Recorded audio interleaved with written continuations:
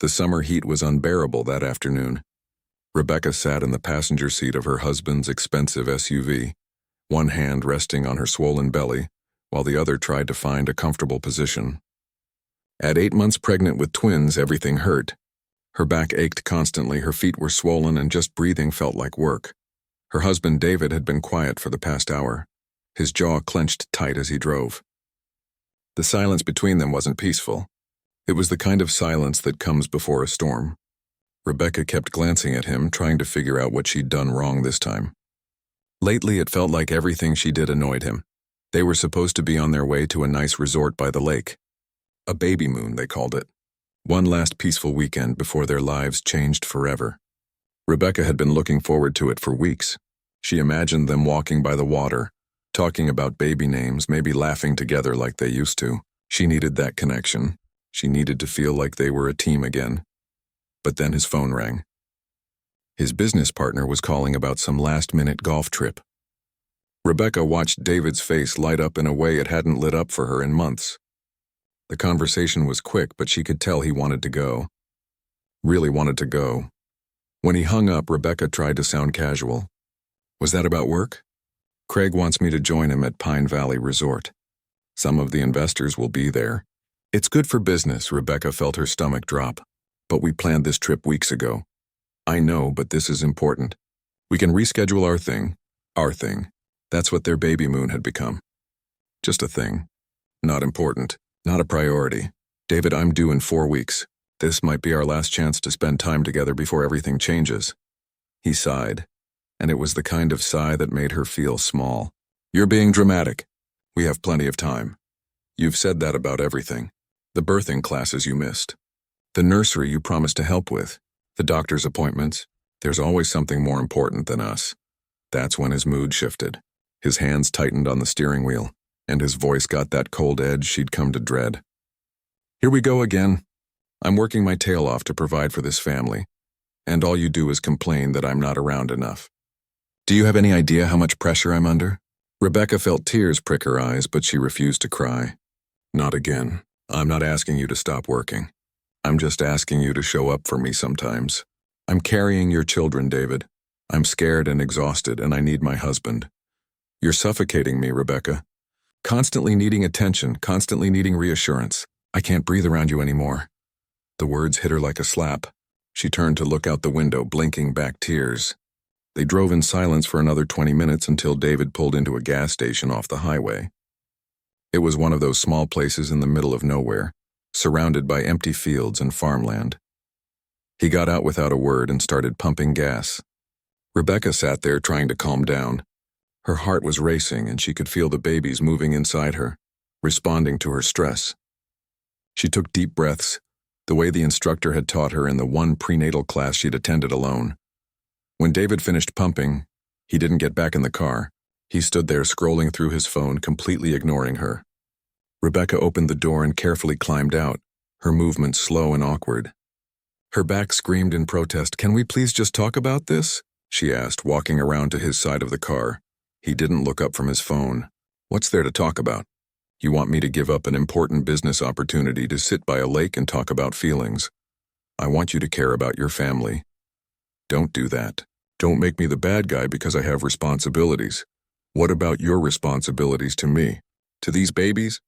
David finally looked at her, and the coldness in his eyes made her breath catch. You know what?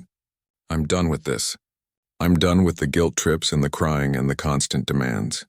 I need a break. A break? David, I'm 8 months pregnant. You don't get to take a break from your pregnant wife. Watch me. He reached for his wallet and pulled out some cash. Bills fluttered slightly in the hot breeze as he counted them out. $200. He held them out to her. What are you doing? Rebecca's voice came out small, confused. Call someone to pick you up. I'm going to Pine Valley. For a moment, Rebecca couldn't process what was happening. It felt surreal, like she was watching a movie instead of living her real life. You're joking. Do I look like I'm joking? I'm tired of this, Rebecca. I'm tired of you making everything about you. I need space, David. We're 3 hours from home. I'm pregnant. You can't just leave me here. You have money. You have a phone. Figure it out. That's what you're good at, right? Figuring things out and then making me feel guilty about everything? He shoved the money at her until she automatically took it, too shocked to do anything else. Then he walked around to the driver's side. David, wait. Please. Let's just calm down and talk about this. He opened the door. I'm done talking. I'll be back in a few days. Maybe by then you'll have figured out that the world doesn't revolve around you. You can't do this, please. I'm scared. I don't feel well. What if something happens? Nothing's going to happen. You're fine. You're always fine. You just like the attention. He climbed into the SUV and started the engine. Rebecca stood there, frozen, watching him. Part of her still couldn't believe this was real. He wouldn't actually leave her. He couldn't. This was her husband, the father of her children, but he did. He put the car in drive and pulled away. Rebecca watched the SUV exit the gas station and merge onto the highway. She stood there watching until it disappeared completely, becoming just another vehicle in the distance. The afternoon sun beat down on her head. The pavement beneath her feet radiated heat, and Rebecca stood there alone, 8 months pregnant with twins, at a gas station in the middle of nowhere, holding $200 in cash and trying to understand how her life had just fallen apart. Her legs felt weak. Her hands started shaking. The reality of the situation hit her all at once, and she felt like she couldn't breathe. She looked around at the empty parking lot, at the small convenience store, at the highway stretching in both directions with nothing but fields beyond it. She was alone, completely alone, and for the first time in her marriage, she had to face a terrifying truth. The man she'd built her life around, the man whose children she was about to bring into the world, had just abandoned her on the side of the road like she was nothing. The babies kicked inside her, a sharp jab under her ribs. Rebecca placed both hands on her belly, and that's when the tears finally came. She cried standing there in the gas station parking lot, for herself, for her babies, and for the marriage she'd been trying so hard to save that she hadn't noticed it was already dead. Rebecca didn't know how long she stood there crying in the parking lot. Time felt strange, like it had slowed down and sped up all at once. Her phone buzzed in her purse, and she fumbled for it with shaking hands. Maybe David had come to his senses. Maybe he was calling to say he was turning around. But it wasn't David. It was a text from her phone company saying her battery was at 15%. She stared at the notification, and a new wave of panic washed over her. She needed to call someone. She needed help. But who? Her mom? She'd call her mom. Rebecca pressed the contact and held the phone to her ear, counting the rings. 1, 2, 3, 4. Voicemail. She tried again. Same thing. Her mother was probably at her book club. She always turned her phone off during book club. Rebecca scrolled through her contacts with trembling fingers. Her best friend Amy was out of town at a wedding. She'd posted pictures that morning of her bridesmaid dress. Her brother was overseas with the military. Her dad had passed away 3 years ago. The list of people she could call felt impossibly short. When had that happened? When had her world become so small? She tried to think of other friends, but realized with a sinking feeling that she'd lost touch with most of them over the past year. David always had a reason why she shouldn't go out. The pregnancy was high risk. She needed rest. Those friends were bad influences. They didn't understand what it meant to be building a future. She'd believed him. Or maybe she'd just been too tired to fight. Rebecca looked up at the gas station. It was a small building with faded paint and a flickering neon sign. Through the window, she could see a young man behind the counter watching her with concern. She must look like a mess. She felt like a mess. The sun was unbearable. She needed to sit down. She needed water. She needed to figure out what to do. Rebecca walked slowly toward the entrance, each step feeling heavier than the last. When she pulled open the door, a blast of cool air hit her face, and she nearly cried again from relief. "Ma'am, are you okay?" the clerk asked. He looked barely 20, with kind eyes and worry written all over his face. "I'm fine," Rebecca said automatically, but her voice cracked on the words. "I just need to charge my phone." "Is there an outlet I can use?" "Yeah, of course. Right over there by the coffee station. But, are you sure you're okay? I saw what happened outside." With the car driving off, Rebecca felt her face get hot. He'd witnessed her humiliation. This stranger had watched her husband abandon her. It's complicated. Just a misunderstanding. She didn't know why she was making excuses for David. Force of habit, probably. The clerk didn't push it. "Let me get you some water," You should sit down. There are chairs by the window. Rebecca wanted to refuse, to insist she was fine, but her legs were shaking and the babies were pressing on every organ. She nodded and made her way to the chairs. They were plastic and cracked, but she sank into one gratefully. The clerk brought her a cold bottle of water and handed it to her gently. I'm Tony, by the way. My aunt owns this place. She's in the back doing inventory, but I can get her if you need anything. Thank you, Tony. I'm Rebecca. She opened the water and drank half of it in one go. She hadn't realized how thirsty she was. Tony lingered nearby, clearly wanting to help, but not sure how. How far along are you? If you don't mind me asking. 8 months, twins, his eyes widened. Twins, wow, that's amazing. My sister just had a baby last month. She said the last month was the hardest part. Rebecca nodded, not trusting herself to speak. If she started talking about the pregnancy, she might start crying again. She plugged in her phone and watched the charging symbol appear on the screen. 15%. At least it wasn't dead. She tried her mom again. Still no answer. She left a message this time, trying to keep her voice steady. Mom, it's me. I need you to call me back as soon as you get this. It's important, please. Who else could she try? She scrolled through her contacts again, feeling more desperate with each name she passed. Co-workers she barely knew.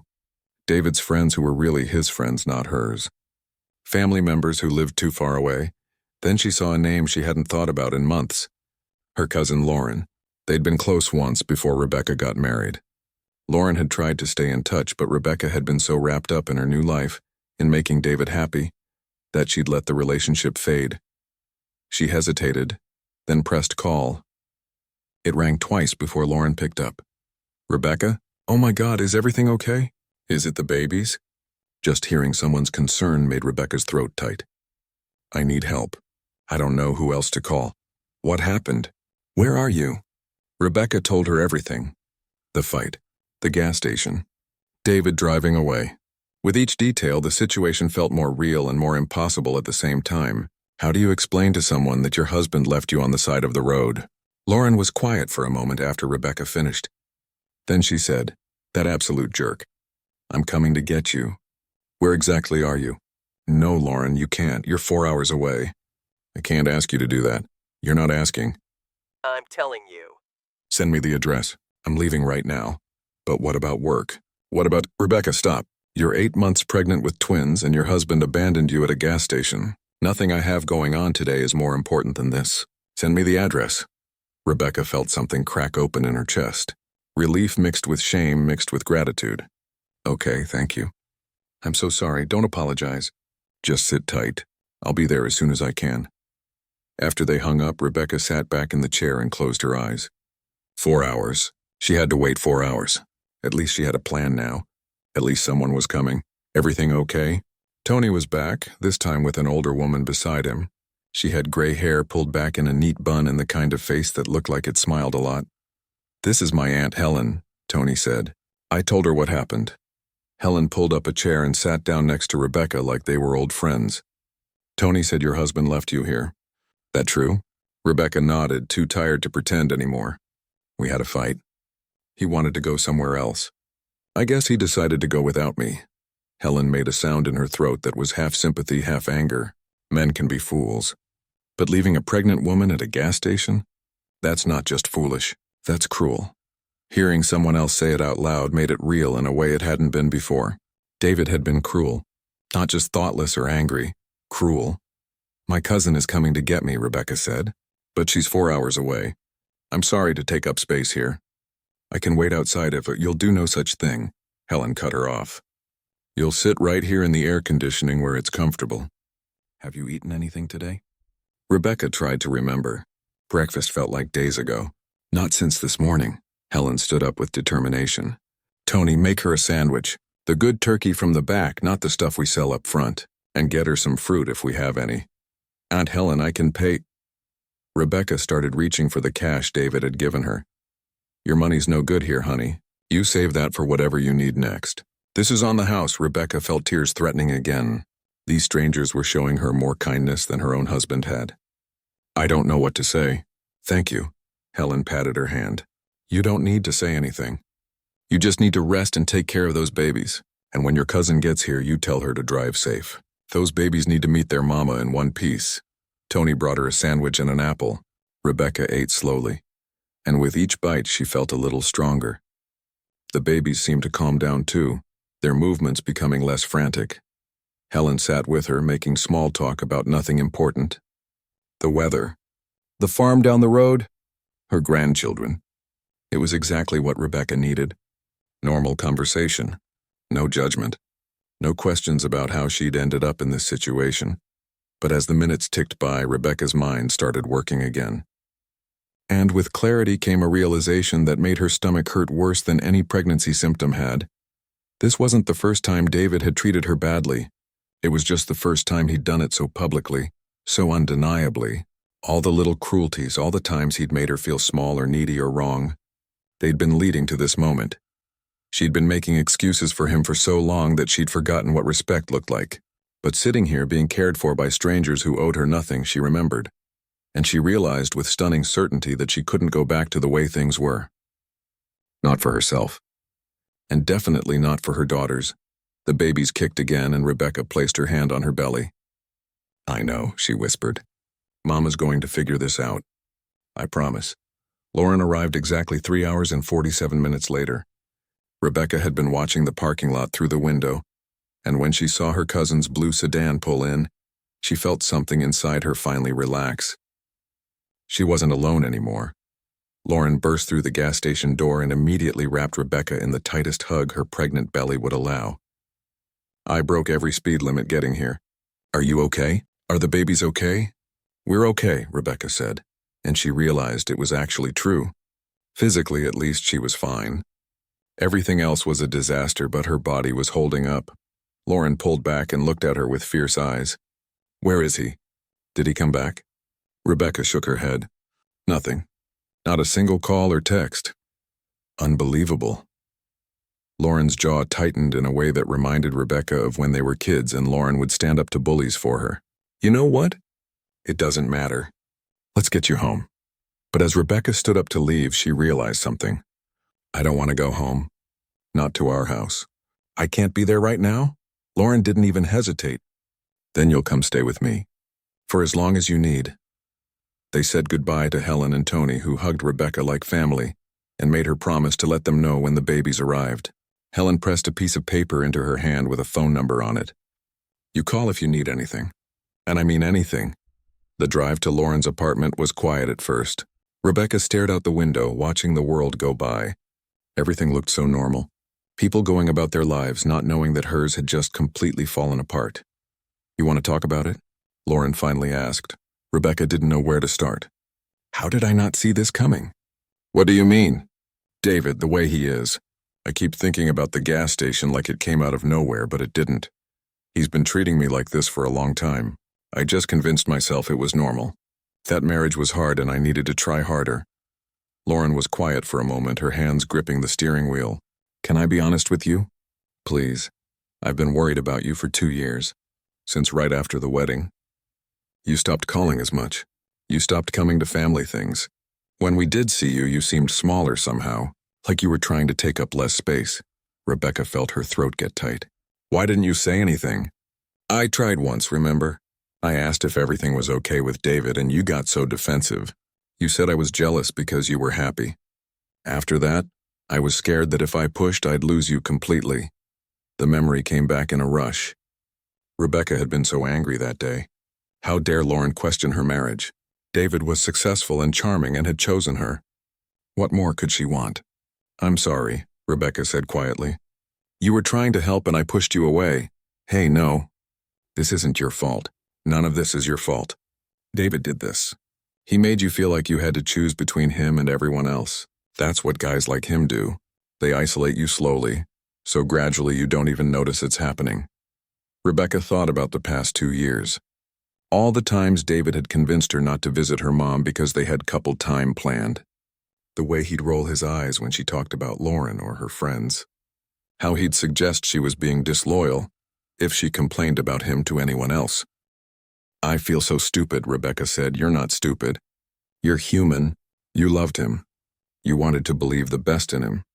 That doesn't make you stupid. That makes you a good person who got taken advantage of." They arrived at Lauren's apartment as the sun was starting to set. It was a small place, cozy and filled with pictures of family and friends. Everything about it felt warm and safe. Lauren showed Rebecca to the guest room, which wasn't much bigger than a closet, but it had a comfortable bed and clean sheets and a window that looked out at a small garden. "I know it's not fancy," Lauren said apologetically. "It's perfect." Rebecca meant it. This tiny room felt more like home than the big house she shared with David ever had. After Rebecca got settled, they ordered pizza and sat on the couch together. Rebecca's phone sat face down on the coffee table. She hadn't looked at it in over an hour. "You should check your messages," Lauren said gently. Rebecca didn't want to, but she knew she had to eventually. She picked up the phone and opened it. 23 missed calls from David, 47 text messages. She scrolled through them, her stomach sinking with each one. The first few were almost apologetic. "Where are you?" "We need to talk." "Come home." Then they shifted. "You're overreacting as usual." "This is exactly why I needed space." "You're being childish." The most recent ones were angry. "You're making a huge mistake." "Think about what you're throwing away." "When you come crawling back, don't expect me to forget this." Lauren read over her shoulder. "Wow, he really is something else, isn't he?" "He thinks I'm the one who did something wrong," Rebecca said, feeling numb. "Of course he does. Guys like David never think they're the problem. It's always everyone else's fault." Rebecca set the phone down. "I don't know what to do. I'm about to have 2 babies. I don't have a job right now. All our money is in accounts he controls. I'm completely dependent on him." "First of all, you're not completely dependent on him. You have me. You have family. And second, we're going to figure this out. But not tonight. Tonight you're going to eat pizza and rest and not worry about anything except those babies." But Rebecca couldn't stop worrying. Her mind was racing with questions and fears. How would she support herself? What if David fought her for custody? What kind of life could she give her daughters? The babies kicked, as if reminding her they were still there, still depending on her. She put her hand on her belly and took a deep breath. "I need to see a lawyer," Rebecca said suddenly. "I need to know what my options are." Lauren nodded. "My roommate from college is a lawyer. Family law. Let me call her tomorrow and see if she can talk to you." "I can't afford a fancy lawyer." "Let me worry about that. First, let's just get information. Knowledge is power, right?" That night, Rebecca lay in the small guest bed, staring at the ceiling. Her phone buzzed repeatedly with more messages from David, but she didn't look at them.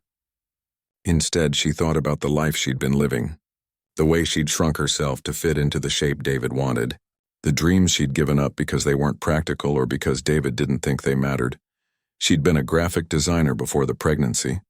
A good one. She'd loved her work, the creativity of it, the satisfaction of bringing someone's vision to life. David had convinced her to quit when she got pregnant. Too stressful for the babies, he'd said. They didn't need the money anyway. She could always go back later, but she knew now there wouldn't have been a later. David liked her dependent. He liked being the one with the power, the money, the control. The realization should have made her angry, but instead she felt clear-headed. Maybe this was what rock bottom felt like. You finally stopped falling and could see where you actually were. Her phone rang. David again. This time she answered finally, he said. His voice was cold. "Where are you?" "I'm safe." "That's all you need to know. Don't be dramatic, Rebecca. Come home, we'll talk about this. There's nothing to talk about. You left me at a gas station, while I'm 8 months pregnant with your children. Do you understand how serious that is? You're blowing this way out of proportion. I knew you'd figure something out. And you did, didn't you? You're fine." Rebecca felt something shift inside her. He genuinely didn't see what he'd done wrong. Or maybe he did and just didn't care. "I'm not coming back, David, not right now. Maybe not ever. I need time to think." "You need time to think?" His voice got harder. "Let me tell you what you need to think about. You need to think about the fact that I provide everything. The house, the car, the money. Without me, what do you have? Nothing. I have myself. And I have our daughters. And right now, that feels like more than enough. You're making a huge mistake. If you walk away from this marriage, you're going to regret it. Maybe. But staying feels like an even bigger mistake." She hung up before he could respond. Her hands were shaking, but she also felt something she hadn't felt in a long time. Strong, like she'd stood up for herself in a way that mattered. Lauren appeared in the doorway. "I heard voices. Was that him?" Yeah, he still doesn't get it. He still thinks he didn't do anything wrong. They never do. Lauren came and sat on the edge of the bed. But you know what? It doesn't matter what he thinks. What matters is what you know, and you know you and those babies deserve better. Rebecca nodded, feeling tears slip down her cheeks. But these weren't tears of sadness or fear. They were tears of relief, like she'd been holding her breath for 2 years and could finally exhale. I'm scared, she admitted.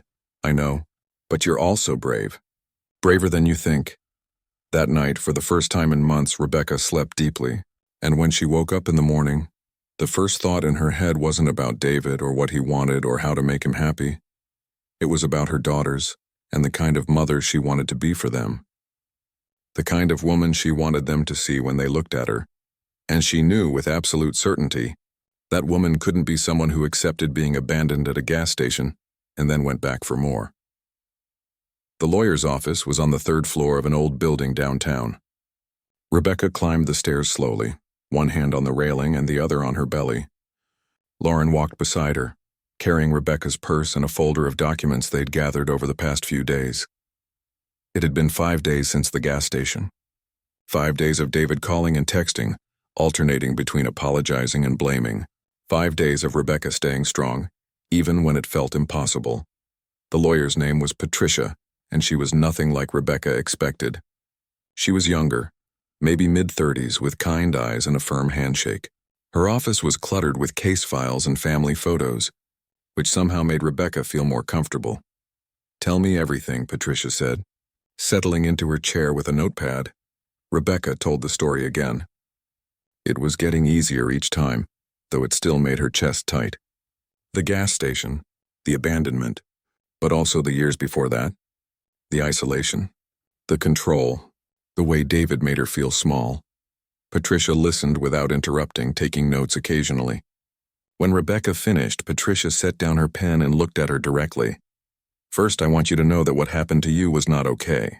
Not the gas station incident, and not the pattern of behavior before it. What you're describing is emotional abuse, and it's just as serious as any other kind.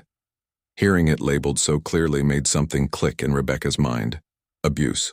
She'd never thought of it that way. David had never hit her, but the word fit. Second, Patricia continued, I want you to know you have options. Good ones. You're not trapped, even though I'm sure it feels that way. He controls all our money, Rebecca said. I don't even know how much we have. Everything's in accounts with his name on them. Patricia nodded like she'd heard this story 100 times. That's common. But money earned during a marriage is marital property. You have rights to it whether your name is on the account or not. Really? Really? Now let's talk about what happens next. You're going to need a few things. A safe place to stay, which it sounds like you have. Access to funds for immediate expenses. And eventually we'll need to file for either separation or divorce depending on what you decide. Rebecca's head was spinning. I don't know if I want a divorce. I mean, we're about to have babies. Shouldn't I try to work things out? Lauren, sitting quietly in the corner, made a small sound. Patricia glanced at her, then back at Rebecca. That's a question only you can answer, Patricia said gently. But I want you to think about something. If your daughter came to you in 20 years and told you her husband left her at a gas station while she was pregnant, what would you tell her to do? The question hit Rebecca like a punch. She imagined her little girl, grown up, telling her this story, and she knew exactly what she'd say. Run. Don't look back. You deserve better. I'd tell her to leave, Rebecca said quietly. Then maybe you should give yourself the same advice. Patricia spent the next hour explaining the legal process, how they could file for temporary support to get Rebecca money for living expenses, how custody would work, what to expect if David fought back, which Patricia said he probably would. Men who need control don't give it up easily, Patricia explained. He'll likely try to paint you as unstable or claim you're keeping the children from him. We'll need to document everything. Every text message, every call, every interaction. Rebecca felt overwhelmed. This is so much. It is, but you don't have to do it alone. That's what I'm here for. Patricia pulled out a business card and wrote something on the back. This is my cell number. If he shows up or if you feel unsafe, you call me immediately, day or night. As they left the office, Rebecca felt both terrified and relieved. At least now she had a plan. At least now someone was on her side who knew how to fight back. That afternoon, Lauren had to go back to work, leaving Rebecca alone in the apartment for the first time. She sat on the couch feeling the babies move inside her. They were running out of room, their movements more like pressure and stretching than kicks now. Her phone rang. David's mother. Rebecca hesitated, then answered. "Rebecca, honey, what's going on?" David said you left him. Of course he'd told them his version first. Rebecca took a breath. "Did he tell you why?" "He said you had a fight and you're staying with family to cool off. He's worried sick about you and the babies. Mrs. Chen, David left me at a gas station. I was 8 months pregnant and he drove away and left me there alone." Silence on the other end. Then quietly, "He did what?" Rebecca told her the whole story. When she finished, David's mother was crying. "I'm so sorry. I'm so sorry. I knew he could be difficult, but I never thought." She trailed off. "His father and I will talk to him." "I appreciate that, but I don't think talking will help. This has been building for a long time. I know." Her voice was barely a whisper. "I've seen some things. The way he talks to you sometimes. I told myself it was just stress, that he'd get better. But that was wrong of me. I should have said something." After they hung up, Rebecca felt strangely empty. She'd expected David's parents to take his side automatically. Their support was unexpected, but it also meant this was real. This wasn't just a fight that would blow over. This was the end of something. The next few days passed in a blur. Rebecca had a doctor's appointment where everything checked out fine with the babies. She spent hours on the phone with her mom, who was shocked and furious about what David had done. She reconnected with her friend Amy, who came over with baby supplies and hugs and promises to be there for whatever Rebecca needed. David kept calling. The messages got angrier. He couldn't believe she was actually going through with this. Didn't she know what she was doing to their family? How could she be so selfish? Rebecca stopped reading them. Patricia had advised her to keep a record but not to engage.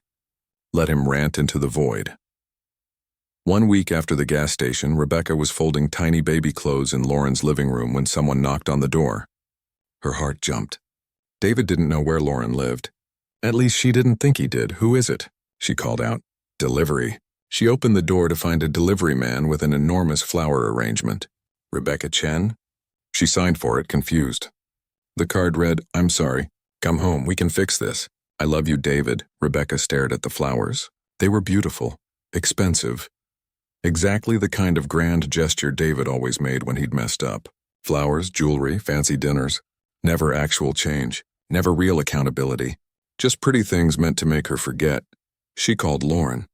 He sent flowers. Of course he did. "What are you going to do?" Rebecca looked at the arrangement. All those perfect blooms. She thought about the gas station. The fear, the humiliation, the years of feeling small. "I'm going to put them in the dumpster," Lauren laughed. "That's my girl." But throwing away flowers didn't stop the pressure. David's messages became more desperate. He needed to see her. They needed to talk face to face. He had things to explain. He'd been under so much stress. She had to understand. Then came a message that made her blood run cold. "I know you're at Lauren's. We need to talk. I'm coming over." Rebecca immediately called Patricia, who called the police. They explained that while David hadn't technically done anything illegal yet, they'd do a drive-by to make sure everything stayed calm. Patricia also started paperwork for a restraining order just in case. David showed up an hour later. Rebecca watched from the window as he parked across the street. He sat in his car for a long time, just staring at the building. She felt the babies move as if they could sense her anxiety. Finally, he got out and walked to the door. Rebecca's hands shook as she listened to him knock. "Rebecca, I know you're in there. Please just talk to me. 5 minutes." "That's all I'm asking." She didn't answer. "Rebecca, this is ridiculous. I'm your husband, the father of your children. You owe me at least a conversation." Still nothing. His voice got harder. "Fine, be that way. But you're making this so much harder than it needs to be. When you're ready to be reasonable, call me." She watched him walk back to his car and drive away. Her whole body was shaking. She'd never been afraid of David before. Frustrated, yes. Hurt, definitely. But not afraid. Now she was. That night, as Rebecca lay in bed, she felt a strange calm settle over her. Tomorrow she'd call Patricia and move forward with the paperwork. Tomorrow she'd start figuring out how to build a life without David. But tonight she just lay there with her hands on her belly, feeling her daughters move. They'd be here soon. In a few weeks she'd be holding them. And they'd never see their mother accept treatment like she'd accepted. They'd never learn that love meant making yourself smaller. She thought about the woman at the gas station, Helen, the kindness from a stranger. How Helen had said men could be fools, but cruelty was different from foolishness. David had been cruel, and Rebecca was done making excuses for cruelty. Her phone buzzed with another message from him. She deleted it without reading it and blocked his number. If he needed to reach her, he could go through Patricia. For the first time in 2 years, Rebecca felt like she could breathe. The future was uncertain and scary, but at least it was hers, and that was enough. Rebecca went into labor 2 weeks early. It was 3 in the morning when she woke up to her water breaking. For a moment, she just lay there in the dark, trying to process what was happening. Then the first real contraction hit and she knew. "Lauren," she called out, trying to stay calm. "Lauren, it's time." Lauren burst into the room like she'd been waiting for this moment. Within 15 minutes, they were in the car heading to the hospital. Rebecca tried to breathe through the contractions the way she'd learned in the one birthing class she'd managed to attend alone. "Should we call David?" Lauren asked carefully as they drove. Rebecca had thought about this moment. According to the papers Patricia had filed, David had a right to know about the birth. But the thought of him being there in that vulnerable moment made her feel sick. Call Patricia. Let her handle it. At the hospital, everything happened fast. The twins were eager to arrive. The medical team prepped her quickly, explaining that because of their position, they'd need to do a cesarean section. Rebecca felt scared and alone until the nurse squeezed her hand. "You've got this, Mama. You're stronger than you know." Those words carried her through. When they wheeled her into the operating room, Lauren was right there beside her, dressed in scrubs, holding her hand the entire time. At 4:37 in the morning, her first daughter was born. Then 2 minutes later, her second. Rebecca heard their cries and started sobbing. They were here. They were real. They were hers. The nurses cleaned them up and brought them over, placing one in each of Rebecca's arms. They were tiny and perfect, with little scrunched-up faces and dark hair. In that moment, holding her daughters for the first time, Rebecca felt something shift inside her. A fierce protectiveness unlike anything she'd ever experienced. These little girls would never know what it felt like to be abandoned. They would never question their worth. They would grow up knowing they deserved respect and kindness and love that didn't come with conditions. "They're beautiful," Lauren said, tears streaming down her face. "What are you going to name them?" Rebecca looked down at her daughters. She'd had names picked out for months, names she and David had chosen together, but those names felt wrong now. They belonged to a different life, a different version of how things were supposed to be. "Lily," she said, looking at the baby in her left arm, "and Grace." She looked at the one in her right. Lily and Grace. David showed up at the hospital 6 hours later. Rebecca was in her recovery room, the twins sleeping in their bassinet beside her bed. She heard his voice in the hallway before she saw him, arguing with someone about visiting hours. Then he was in the doorway, and Rebecca's whole body tensed. Lauren, who'd gone to get coffee, wasn't there. She was alone with him for the first time since the gas station. "Rebecca." His voice was soft, almost gentle. "I heard. The babies are here." She didn't say anything, just watched him carefully. He looked tired, older somehow. He walked over to the bassinet and looked down at the twins. His face softened in a way she hadn't seen in months. "They're perfect. Don't touch them," Rebecca said quietly. He looked up, surprised. "They're my daughters. And you left their mother at a gas station when she was 8 months pregnant with them. So no, you don't get to touch them. Not yet." David's face hardened. "Rebecca, come on. Don't be like this. I made a mistake, okay? I'm here now." "You're here now," she repeated, 6 hours after they were born. "Where were you for the labor? Where were you when I was scared and in pain?" "I came as soon as Patricia called me." "Patricia, not me. You haven't been allowed to contact me directly because of the restraining order you forced me to get. Do you understand how messed up that is?" He ran his hand through his hair, frustrated. "I was angry. You left me. You took my children and left. I didn't take anyone. I protected myself. There's a difference." They stared at each other across the hospital room. The twins slept peacefully, unaware of the tension between their parents. "What do you want from me?" David asked finally. What do I have to do to fix this? Rebecca thought about that question. A month ago, she would have had a list ready. Go to therapy. Change your behavior. Show up for us. But now she realized something. She didn't want to fix it. Some things were better left broken. I don't think you can fix it, she said honestly. I think too much has happened. Too much hurt, so that's it? You're just giving up on our family? I'm not giving up on our family. I'm protecting it. These girls deserve parents who respect each other. If we can't do that together, then we need to do it separately. David looked like he wanted to argue, but Lauren walked back in with coffee and another woman Rebecca didn't recognize. The woman wore a badge that identified her as hospital security. Time to go, Lauren said to David, her voice firm. You've had your visit. David looked at Rebecca one more time. This isn't over. No, Rebecca agreed. But it's different now. Everything's different after he left, Rebecca finally breathed. Lauren sat beside her bed and took her hand. You okay? Yeah. Actually, I am. The next few days in the hospital were a blur of feeding schedules and diaper changes and learning how to be a mom to two tiny humans. Rebecca's mother came and stayed, helping with everything. Amy visited with balloons and practical gifts like baby wipes and coffee. Even Helen from the gas station sent a card with a gift certificate inside. For when you need a break and someone to watch these angels, the card read, Patricia came by with paperwork. The custody arrangement was being worked out. David would have visitation rights supervised at first, and they'd work towards something more permanent. Child support was being calculated based on his actual income, which turned out to be significantly more than he'd claimed. He tried to hide assets, Patricia explained, but we found them. You and the girls will be taken care of financially. Rebecca felt relief wash over her. She could do this.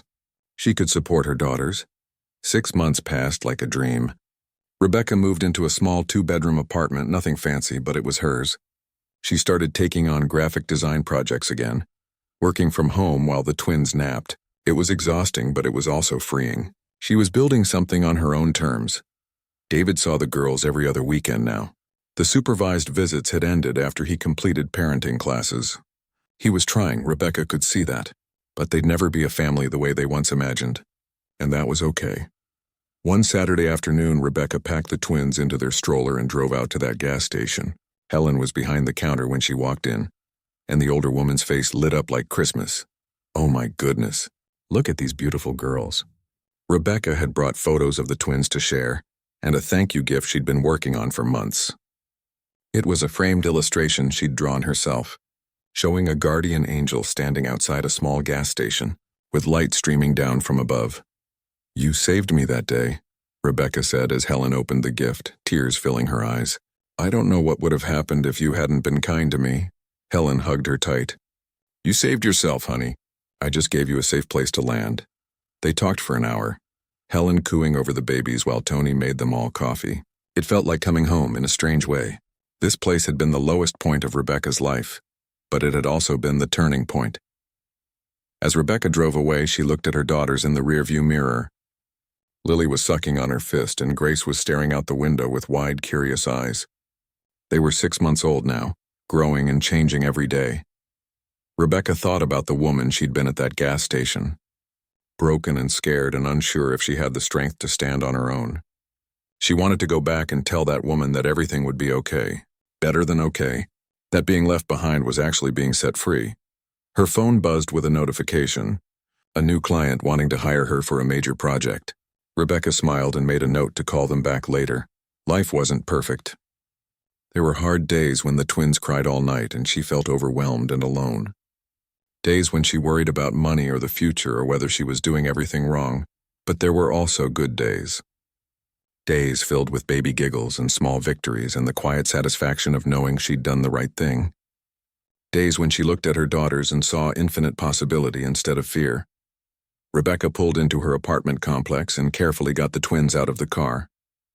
As she carried them upstairs, one in each arm, she felt grateful. Not for what happened, but for who she'd become because of it. She'd learned that sometimes the worst thing that can happen to you is also the best thing. Sometimes you need to lose everything to find yourself, and sometimes being abandoned at a gas station is actually the beginning of finding your way home. As she put the girls down for their nap, Rebecca whispered the same thing she told them every day. You are loved.